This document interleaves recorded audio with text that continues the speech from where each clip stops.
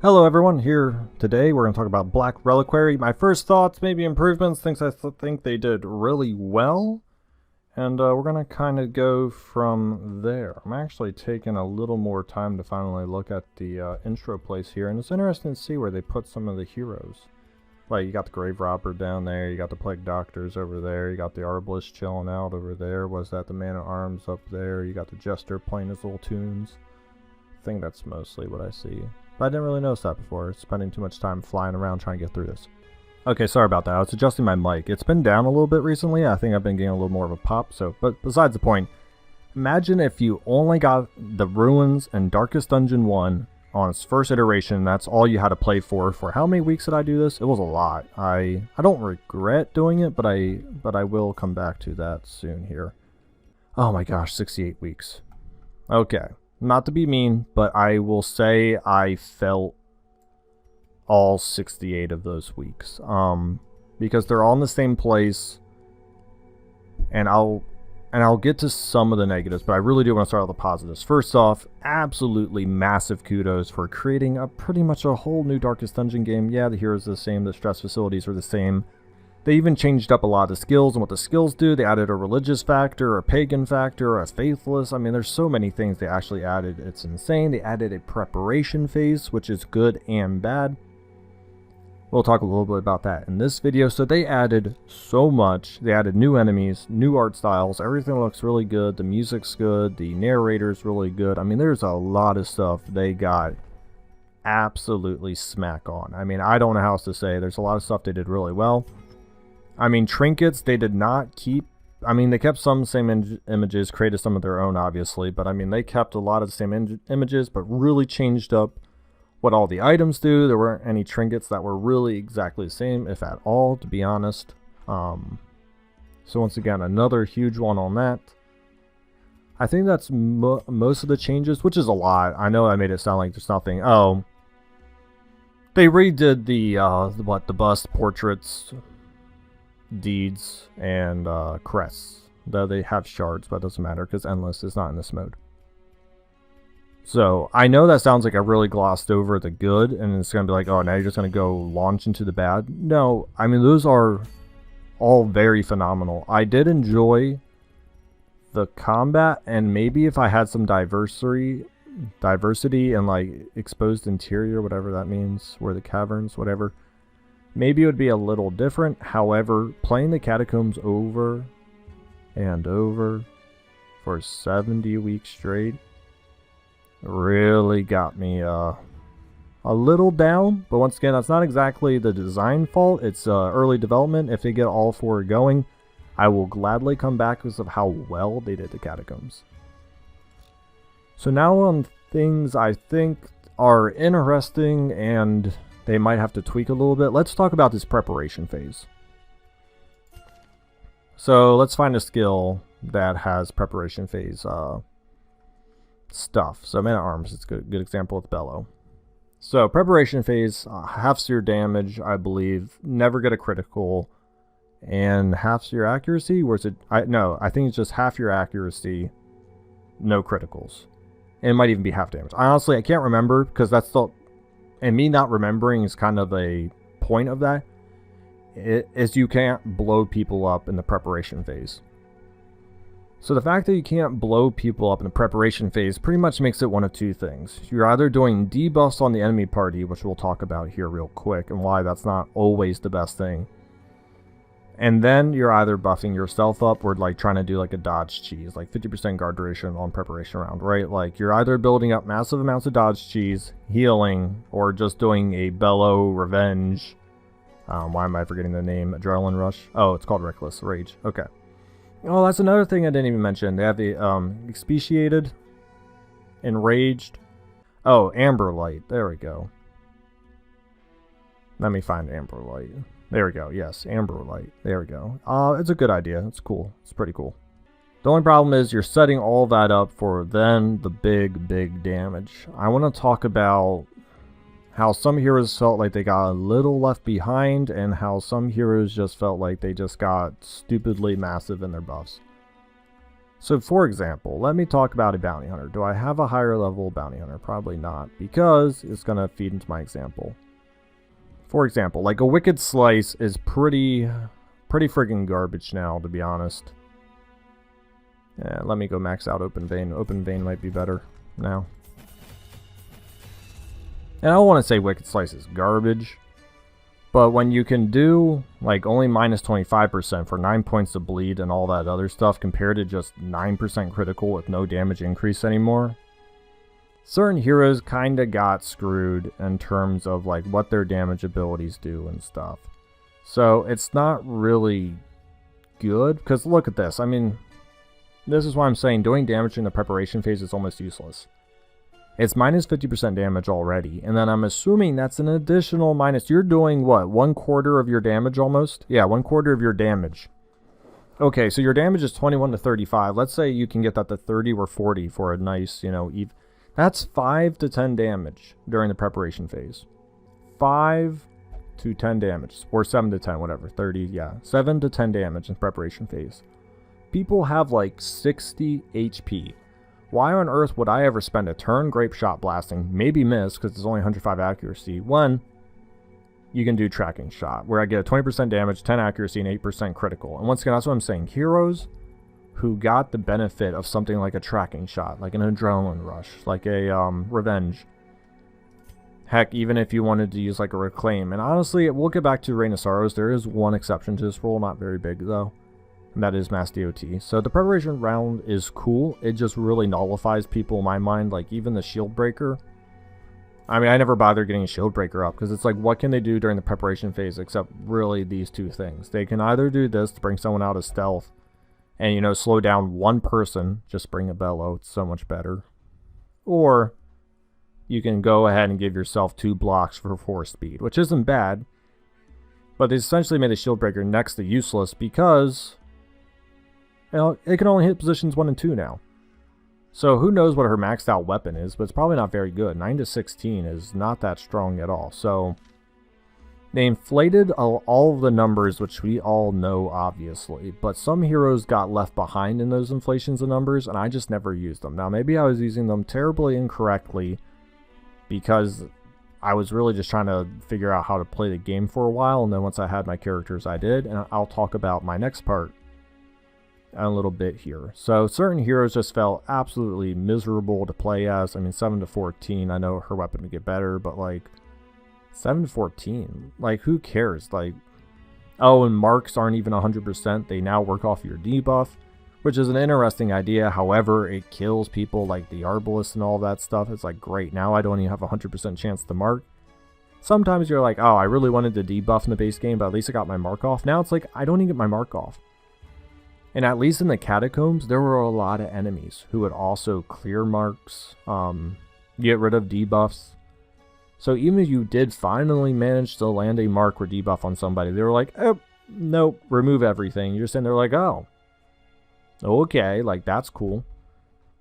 And another brutal factor was a lot of enemies had just a generic like 20-25% protection, which made things really tough for people like lepers. So I feel like the game, and I'm going to kind of combine these two facts right here, the game was very heavy in terms of grinding and their fights. So what I mean here is, you used to be able to do, now it is because I guess everyone technically starts off at Resolve 1, which I don't know really matters. It didn't really change anything, to be honest. So, but they take more than one dungeon and get to Resolve 2, which is fine by me, but I don't know why I didn't just keep the normal Resolve 1 through 6, because I felt like I took forever to level people up. And it's not because maybe the Resolve XP is that much different. I'd have to go check the base game.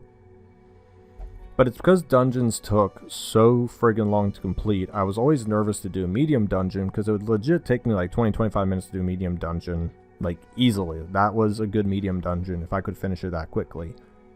And it's not that, well, I would once again have to count rooms, but it's not that medium dungeons were maybe particularly that many more rooms. There was just that many more fights and the intensity of the fights.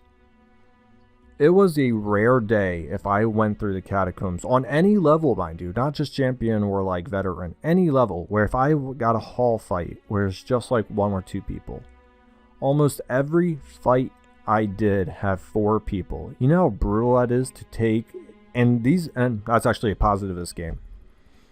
The party compositions they would make are actually pretty good synergy, so every fight you took was actually pretty hard, to be honest, and that's why taking 3 to 4 hallway fights that are supposed to usually be a little generically easier, have them the same tier as room fights, way too hard. You're constantly battering against the best lineups you can get with people who may not be the best equipped.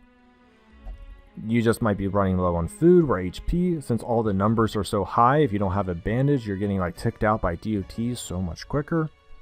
They really need to dumb down hallway fights and keep room fights the same, because every fight was like a fight to the death, and it was so aggravating that there was no fights I could just kind of relax and take a breather. Every fight I had to be like essentially ready for the best fight. And I know that sounds a little bit like a complaint, like not a complaint. It sounds a little like get good at the game. If you play Darkest Dungeon, there's hallway fights where you walk into and you're like, oh, why does this fight exist, essentially? And I don't mind that if those were maybe removed, like the 4 maggot lineup, even though critical stun diseases are annoying and happen on occasion. I can get that if you want to remove those type of fights. But there is something nice about fighting only 2 or even just 3 enemies, right?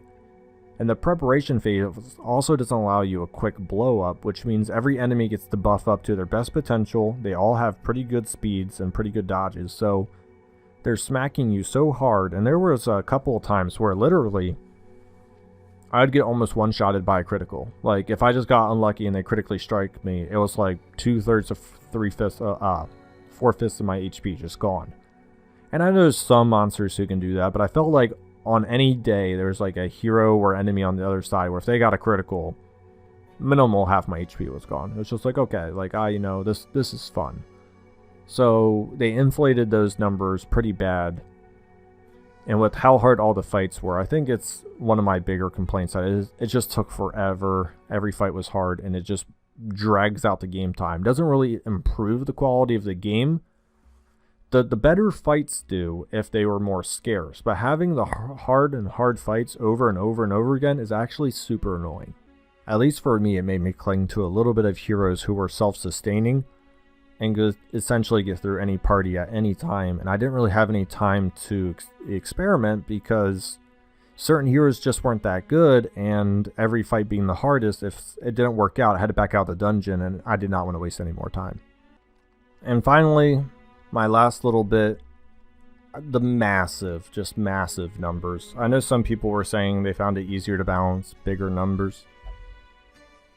Honestly, I don't know how. Like 26 to 52 is just a dumb RNG range. Because that's essentially almost a one-shot to I'm going to need to hit this person about 3 times. And when you increase your damage by 30%, you go up to like, what is that, like 70 out of 38? So now you're at even more of a dumb situation where you're like, holy crap, now I'm 40 to 70. I can crit upwards towards 105 or 10, or I can hit someone for like 35. It's just kind of that weird, like, this could be a problem or this couldn't be a problem, and it really gets exacerbated by the fact that my starting RNG is so large. Like when an enemy has 60 HP, maybe 2 shots, if they have protection, 3 shots, or like I said, you just start off right away. And I know Darkest Dungeon has stuff like that, but I find it actually probably harder to balance because it's like, well, the designers may be thinking, well, if you get a critical, you kill someone right away, like just like the base game. It's like, well, yeah, if they don't have any protection and if I get the critical. So if you increase HP one direction, you're going to screw me. But at the same time, enemies did feel a little paper thin because when you do like a revenge, remember, all this can happen during the preparation phase, which means you don't get punished for any of this. So one of my favorite pairings was just a leper with the Plague Doctor. Yeah, that's 40% damage increase with 12% crit, and then you go pair that with a leper. This range, yeah. So I could do a 40%, a 30% with 15 accuracy, 12% critical. Yeah, the leper got kind of stupid, especially if you wanted to give him like any increasing damage trinket as well. I mean, if you literally watch my one video, I just popped off a 215 on the leper without a lot of work. I mean, it was literally an embalming vapors, campfire, and revenge. And I popped off a 215 crit, which is half of the boss's HP. So, you know, I'm destroying a boss by half their HP, or I'm hitting the boss for like 40 and it's going to take me like 8 to 10 times. It's just kind of one of those crazy things where it's like, I seriously found the bigger numbers harder to balance than the smaller. So I don't know if they'll fix that. And honestly, I can't remember how much stuff cost in the base game, but everything did feel really expensive. Like I just felt like I was always out of money. And you'll see it in my party. 1 antiquarian, 2 antiquarian, 3 antiquarians. Yeah. I would never have passed 1 antiquarian in the base game. And I felt like I needed 3 of them to pay for everything.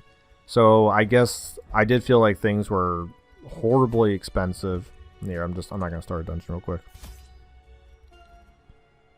I know most of this stuff's actually the same. The only problem is it's so much longer on all of those dungeons, as I said, that you're buying more, but you're not necessarily leaving with a lot more either. Now, we'll admit they did buff up all the cost of stuff, so at the end of the day, everything is kind of hyperinflated, which I don't know is good or not, because once again, the hyperinflation's kind of to me. And sadly, like I said, I haven't memorized. I think that's actually normal cost for the base game as well, but it really did feel just super expensive. And I felt like I was grinding more than normal in the base game, but that's okay. That's a smaller aspect, but... And the final thing I'll talk about, and once again, I did enjoy this mode, guys. I just have a few things where I was just like, you know, I could care less, or I think that would deter people in the future. Most of the game, I rocked the common trinkets. I owned a lot of rare, very rare, trophies. And honestly, they felt like they always had too much of a big trade-off on some of them. So let me go through the common ones first and show you why I really gravitated. Just generic 4-speed, really good. This bag of marbles is actually really amazing. You get so much speed, it's not even funny. 8 accuracy is almost 10 accuracy for free. Almost 10 dodge is super good. 12% damage generically. Sign me up. 15% HP, awesome. 5% protection, 5% damage, not a bad one to have. Scouting, oh my gosh, scouting is a huge one. They nerfed the crap out of scouting and virtue. And scouting is actually not, it's only useful so you can avoid traps, which I feel like they jam-packed this thing full of.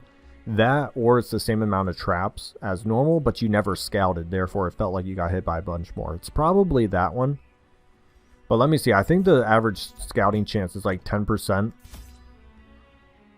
Yeah, 10% base. In the other game, in the base game, I think it was 25. So they literally took you down 15%. That's a big deal to lose 15% of your scouting. That's really miserable. So even when you add 10% scouting chance, you're only at 20. It's not a lot at all. They also nerfed the torch mechanic, so you can't get more money when you lower the torch, which makes you grind even longer because you can't even cheese fights at the end or do torchless, get a lot of cash, which is super annoying. And I'll get back to trinkets now.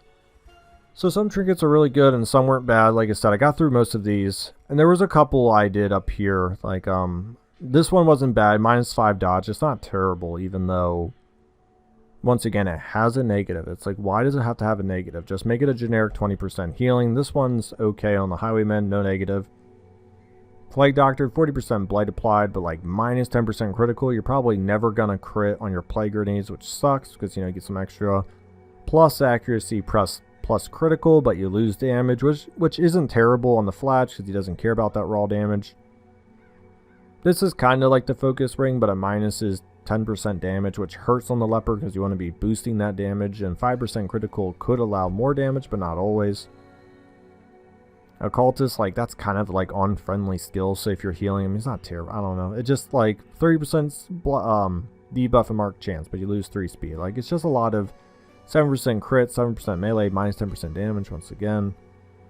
Minus 10 dodge on the tambourine hurts a lot. Minus 10 dodge while guarding. Like, why would I want to guard longer with some protection just to get hit more? Minus 15% damage. Like, this one's really good, though. It's just a generic 6, and you minus some stress, which is nice.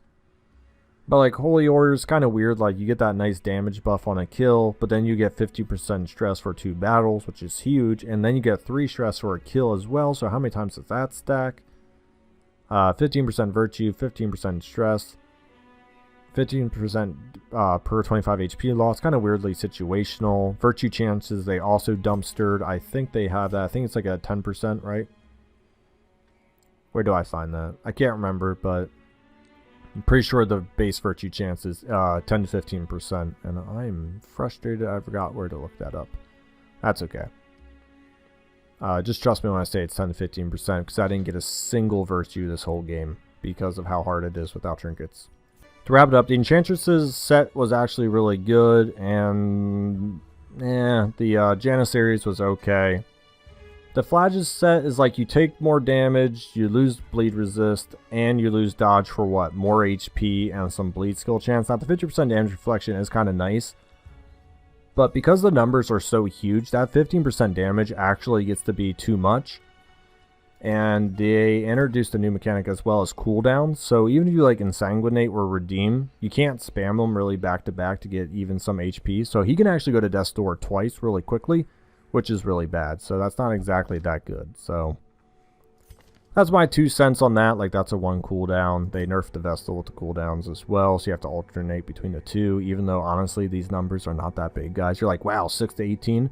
Not when you're getting rocked for 40 or 50. We're getting, like, a hit of 35 all the time. Like, you're always behind by 18 HP with Divine Grace. Even if you have healing on, you're just getting absolutely rocked. Because you get the power up, and so does the enemy. So those are my 2 cents. I really wanted to give a lot. And once again, right at the end here, I really enjoyed the game. And I know some of the stuff I have big issues with are just part of Black Reliquary and cannot change now. But it really makes me wonder why they took a fairly balanced damage system, in my honest opinion, and just absolutely threw it out of proportion. Still blows me away. I'm not sure why they took on all that extra work to try to learn how to one day tweak a 26 to 52. I don't know. It's just, yeah, so it blows me away a little bit, but it is what it is. So thank you for watching. Hope you enjoyed Black Reliquary as well, and I'm hoping they get some new stuff out before Darkest Dungeon 2, because it would be fun to come back to it.